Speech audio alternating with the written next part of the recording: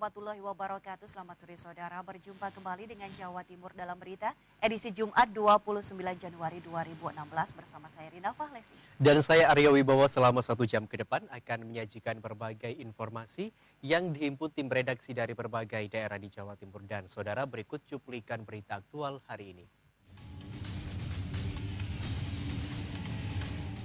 5 kontainer berisi mirip ikan hiu dan ubur-ubur yang akan diselundupkan ke Vietnam dan Hong Kong digagalkan oleh petugas Bea Cukai Tanjung Perak, Surabaya.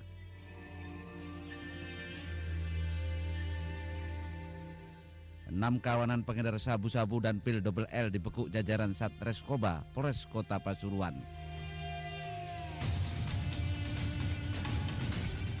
Pasien demam berdarah di Rumah Sakit Umum Daerah RSUD Dr. Sudomo Trenggalek membludak, akibatnya sejumlah pasien terpaksa harus menjalani perawatan di lorong ruangan.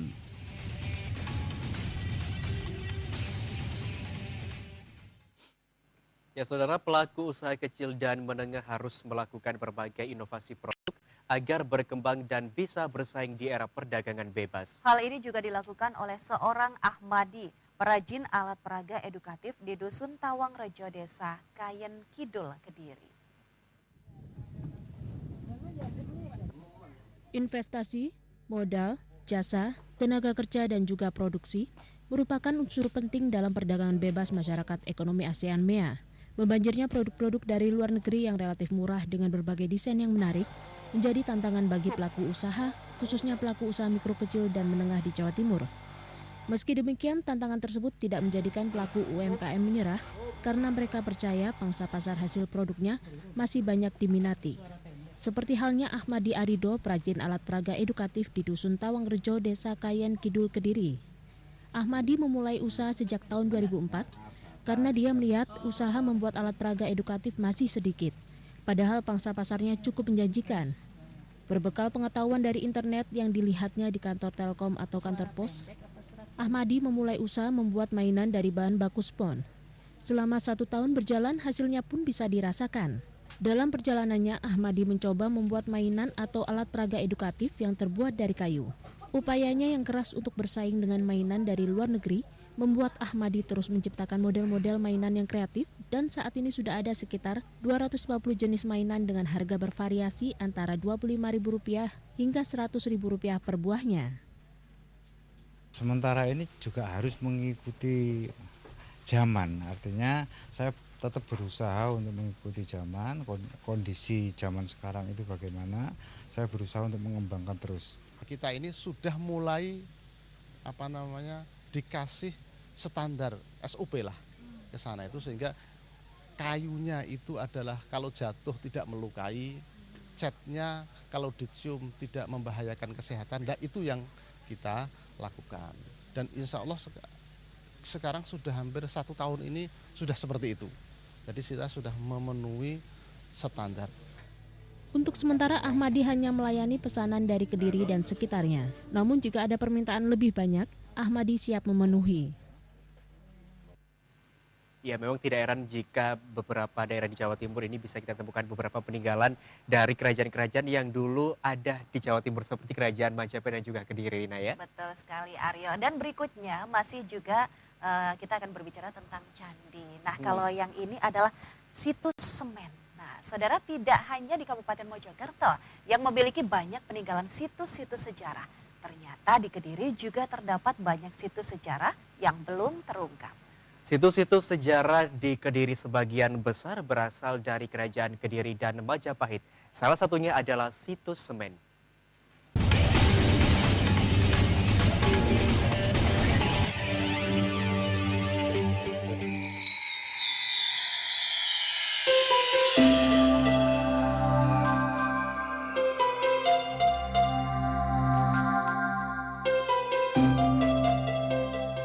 Wilayah Kediri menjadi saksi 3 zaman kerajaan, yaitu zaman Kerajaan Kediri, Singosari, dan Kerajaan Majapahit.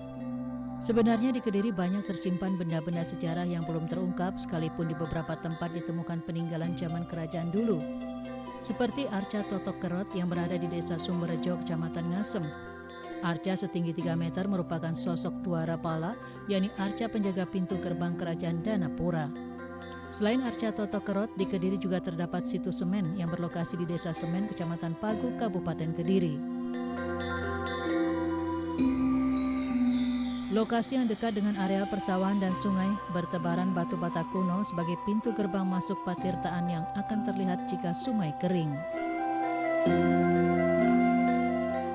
Di dalam areal situs semen yang dipercaya sebagai situs peninggalan tertua di Jawa Timur dapat kita lihat dari peninggalan purbakala tertua yaitu Narasinga yang masih utuh. Narasinga yang dalam bahasa Indonesianya dua singa di Jawa Timur hanya ada di situs semen. Apa arti dari Narasinga? Narasinga adalah Sinuwun Sri Aji Jayabaya itu pernah bergelar Sang Prabu Narasingamurti. Di sini ada patung Narasinga. Ya. Dan menurut Purbakala, batu yang di sini itu lain dari seluruh Jawa Timur. Ini namanya batu tufa atau batu topu. Yang ada batu ini adalah di Tibet dan di India. Situs semen yang kita lihat luasnya tidak lebih dari 50 meter persegi. Menurut Balai Pelestarian Cagar Budaya Jawa Timur, luasnya diperkirakan 21 hektar persegi, namun masih tertutupi oleh persawahan masyarakat. Selain menyimpan peninggalan Narasinga, Lingga, dan Yoni, di situs semen juga menyimpan stempel Raja Erlangga yang belum dikenal masyarakat Kediri. Sebagai Sivitas Akademika Universitas Airlangga, saya terpanggil bersama-sama para pengabdi lingkungan di Kabupaten Kediri ini, dan saya mendorong pemerintah Kabupaten Kediri, pemerintah Provinsi Jawa Timur, dan juga kementerian lembaga terkait untuk memberikan perhatian kepada situs yang sangat berarti, sangat bersejarah, dan ini adalah wilayah yang sangat memberi inspirasi ke depan. Melindungi wilayah ini adalah menjaga amanat leluhur untuk menjadikan Indonesia lebih hebat sebagaimana Pak Jokowi sekarang punya mutu, dan saya percaya beliau harus merasa memiliki situs ini sebagai panggilan sejarah untuk meraih kebesaran, kehebatan Indonesia.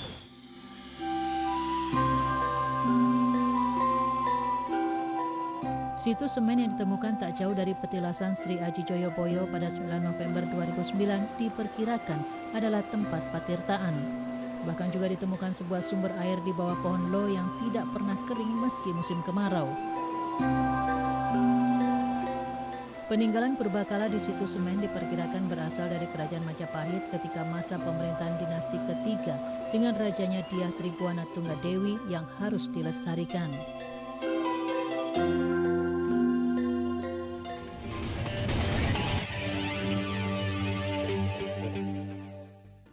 Informasi tadi mengakhiri rangkaian Jawa Timur dalam berita sore ini, saudara, dan berbagai berita tersebut juga dapat Anda akses melalui website kami di tvrijatim.com. Saya Rina Fahlevi. Dan saya Arya Wibowo mewakili kerabat kerja yang bertugas mengucapkan terima kasih atas perhatian dan kebersamaan Anda. Selamat petang. Wassalamualaikum warahmatullahi wabarakatuh.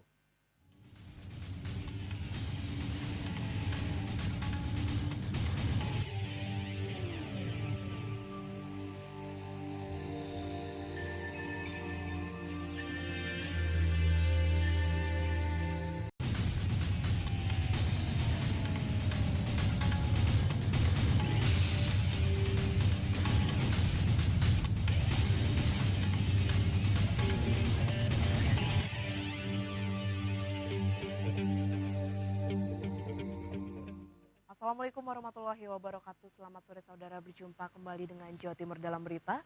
Hari ini edisi Sabtu 30 Januari 2016 bersama saya Tiara Harahap. Dan saya Heru Irawan. Selama 1 jam ke depan akan menyajikan berbagai informasi yang dihimpun tim redaksi dari berbagai daerah di Jawa Timur. Dan saudara, berikut cuplikan berita aktual hari ini.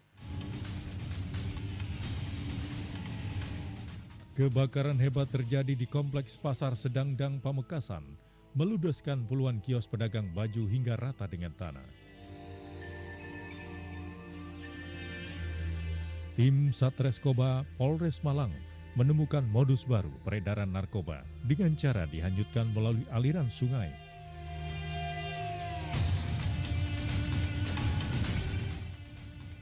Pemain asing sepak bola asal Pantai Gading ditahan oleh pihak imigrasi kelas 2 Blitar karena melanggar izin tinggal di Indonesia.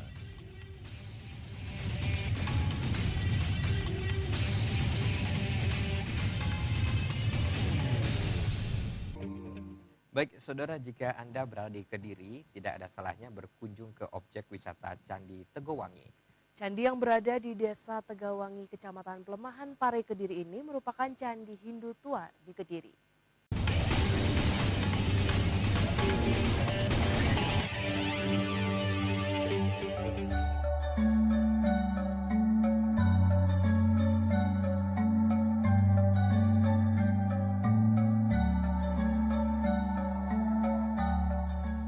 Ini adalah Candi Tegowangi yang terletak di Desa Tegowangi, Pelemahan Pare, Kabupaten Kediri. Candi tersebut terbuat dari batu andesit, memiliki ukuran panjang 15,25 meter, lebar 11,20 meter, dan tinggi yang tersisa 4,29 meter. Diperkirakan Candi Tegowangi belum selesai dibangun dan ini bisa dilihat dari relief sisi timur dan bidang sisi utara yang masih kosong hiasan. Dalam kitab para raton maupun negara Kertagama, Candi Tegowangi dibangun oleh Raja Matahun yang nama kecilnya Raden Larang dan gelarnya Raja Sawardana. Ketika Raja Matahun meninggal dunia, didarmakan di bangunan tersebut dengan nama Pendarmaannya Kusumapura. Candi Tegowangi merupakan peninggalan dari Kerajaan Majapahit. Pada tahun 1388, Raja Brimatahun yang meninggal itu dimakamkan di Candi Tegowangi pada tahun 1400. Jadi perkiraan candi ini dibangun sekitar tahun 1400. Nah, pada tahun 1400 Majapahit mengalami perang saudara sehingga Candi Tegowangi belum bisa dilanjutkan. Di dinding candi terdapat sebuah relief yang menceritakan tentang Sudamala, yaitu cerita ruwatan. Cerita ruwatan dari Betari Durga diruat menjadi Dewi Uma. Itu secara singkatnya. Setiap tahun Candi Tegowangi ini dibuat kegiatan yaitu istilahnya tumpek unduh. Itu 1 tahun 2 kali. Tumpek unduh itu mensyukuri hasil panenan dari bumi. Itu menurut kepercayaan orang-orang yang beragama Hindu. Jika dilihat dari sisa-sisa peninggalan yang ada di sekitar halaman candi, maka candi tersebut berlandasan agama Hindu. Hal tersebut dapat diketahui dari adanya yoni dan arca yang masih dapat kita lihat. Bebatuan yang ada di pinggir-pinggir itu batu lepas dari sini. Memang sebelum batu-batu itu dikumpulkan seperti itu batu itu berserakan di mana-mana.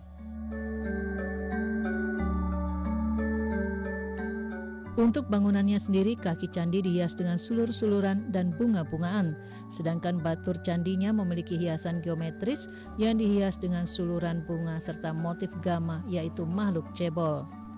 Sementara pada kaki candi terdapat pahatan relief yang menyebut sebuah cerita Sudamala.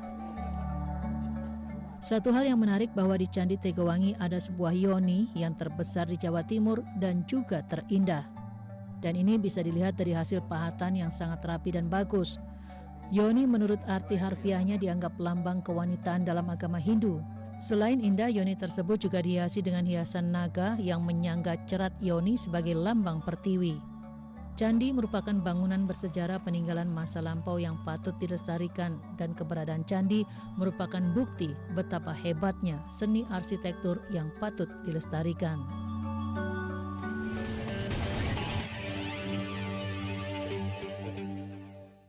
Saudara, pemerintah Provinsi Jawa Timur berupaya memasyarakatkan gemar makan ikan melalui berbagai kegiatan seperti forum peningkatan konsumsi ikan atau Forikan.